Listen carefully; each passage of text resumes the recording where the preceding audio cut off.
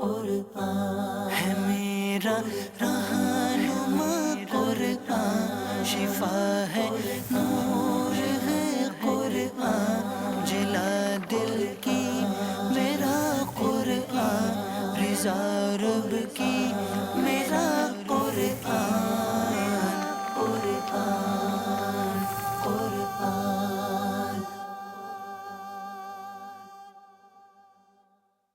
الحمد للہ رب العالمین والصلاة والسلام علی سید المرسلین، اما بعد فاعوذ باللہ من الشیطان الرجیم، بسم اللہ الرحمن الرحیم۔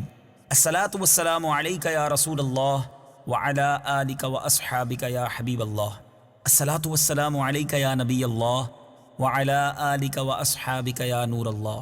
میٹھے میٹھے اسلامی بھائیوں اور مدنی چینل کے ناظرین، مدنی چینل کا سلسلہ ہے ایک قصہ ہے قرآن سے۔ قرآن ہے میرا رہنما، قرآن شفا ہے، نور ہے قرآن، جلا دل کی میرا قرآن، رضا رب کی میرا قرآن، قرآن قرآن۔ آج اس قرآنی قصے میں ایک بڑا ہی پیارا واقعہ آپ کو سنانا ہے۔ آپ نے ویسے بہت سارے گواہوں کے بارے میں سنا ہوگا، لوگ گواہی دیتے ہیں کسی معاملے میں، مگر قرآن کا جو قصہ آپ کو سنانا ہے اس میں ایک 4 مہینے کے بچے نے گواہی دی تھی۔ آپ سوچ رہے ہوں گے یہ کیسے ممکن ہے؟ جی ہاں، یہ عجیب و غریب واقعہ قرآن میں موجود ہے کہ فقط 4 مہینے کے بچے نے اللہ کے حکم سے بولنا شروع کیا اور ایک بڑے اہم معاملے میں گواہی دی۔ یہ واقعہ کس کا ہے؟ یہ واقعہ ہے حضرت یوسف علیہ السلام کا۔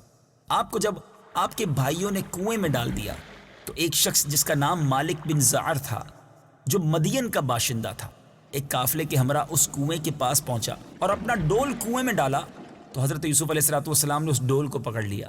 مالک بن زعر نے آپ کو کنویں میں سے نکال لیا تو آپ کے بھائیوں نے اس سے کہا کہ یہ ہمارا بھاگا ہوا غلام ہے، گویا بھائی ماننے سے بھی انکار کر دیا، اور اس سے کہا کہ اگر تم اس کو خرید لو تو ہم بہت ہی سستا تمہیں بیچ دیں گے۔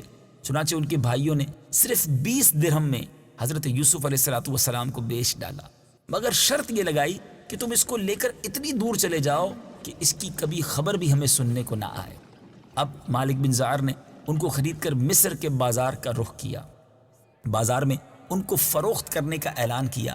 ان دنوں مصر کا بادشاہ ریان بن ولید تھا۔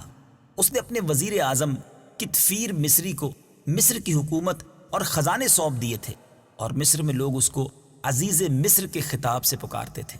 جب عزیز مصر کو معلوم ہوا کہ بازار مصر میں ایک بہت ہی خوبصورت غلام فروخت کے لیے لایا گیا ہے، تو اب حضرت یوسف علیہ السلام جو 20 درہم میں بھائیوں نے آپ کو فروخت کیا تھا، آپ کو معلوم ہے کہ عزیز مصر نے کیا قیمت دے کر آپ کو خریدا۔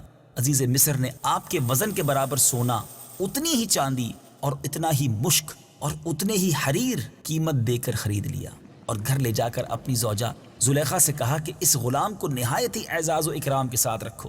اس وقت آپ کی عمر مبارک 13 اور ایک روایت کے مطابق 17 برس تھی۔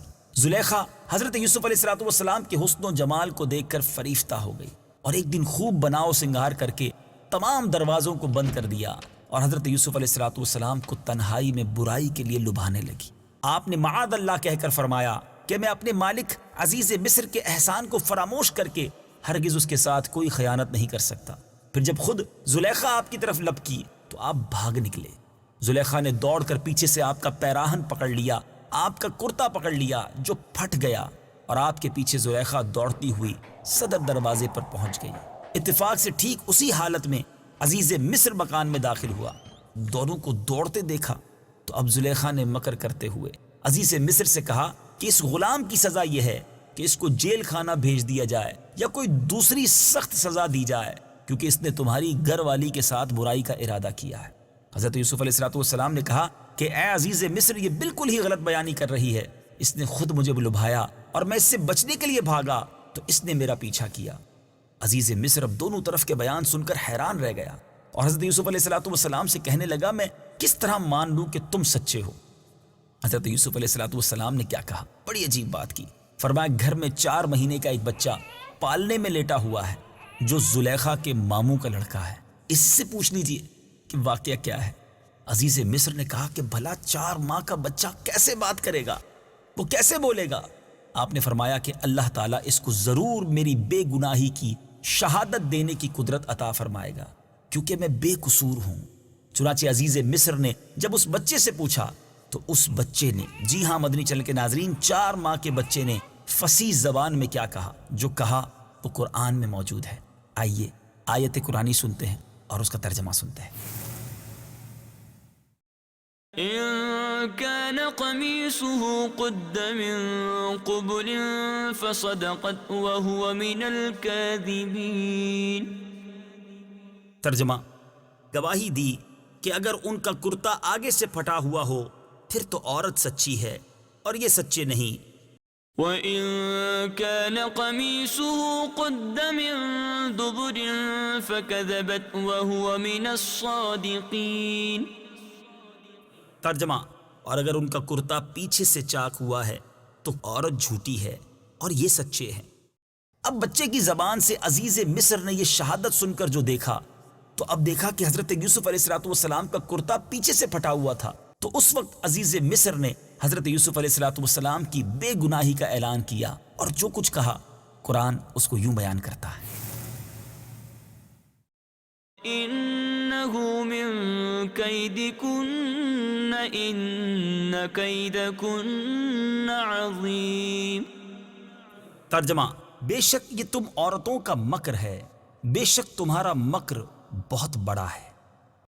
يوسف أعرض عن هذا واستغفري لذنبك إنك كنت من الخاطئين۔ ترجمہ، اے یوسف تم اس بات سے درگزر کرو، اور اے عورت تو اپنے گناہ کی معافی مانگ، بے شک تو ہی خطا کاروں میں سے ہے۔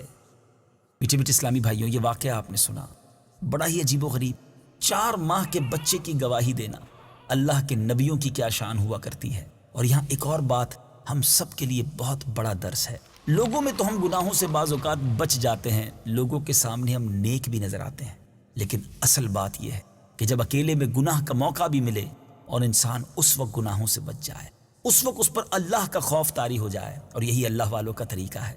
اللہ کریم ہمیں ظاہری طور پر بھی نیک بنائے اور باطنی طور پہ بھی اپنا پسندیدہ بندہ بنائے۔ امیر اہل سنت کا وہ شعر ہے نا، ہوں بظاہر بڑا نیک صورت، کر بھی دے مجھ کو اب نیک سیرت، ظاہر اچھا ہے باطن برا ہے، یا خدا تجھ سے میری دعا ہے۔ اللہ کریم ہمیں اکیلے میں بھی گناہوں سے بچنا نصیب فرمائے، اور ظاہری طور پر بھی لوگوں کے سامنے بھی اپنے خوف سے گناہوں سے بچنا نصیب فرمائے۔ مدنی چینل دیکھتے رہیے، اسی طرح فیضان قرآن لوٹتے رہیے۔ حضرت یوسف علیہ السلام کی حیات طیبہ کے ابھی بہت سارے قصے، بہت سارے واقعات آپ کو سنانے ہیں۔ انشاءاللہ اگلے سلسلے میں حضرت یوسف علیہ السلام کے ایک مبارک کرتے کا ذکر کرنا ہے۔ کیسا کرتا تھا، با کمال کرتا تھا، ایسا کیا تھا اس کے اندر، انشاءاللہ اگلے سلسلے میں سنیں گے۔ مدنی چینل دیکھتے رہیے۔ صلو علی الحبیب صلی اللہ تعالی علی محمد صلی اللہ علیہ وسلم۔ قرآن ہے میرا رہنما، قرآن شفا ہے، نور ہے قرآن، جلا دل کی میرا قرآن، رضا رب کی میرا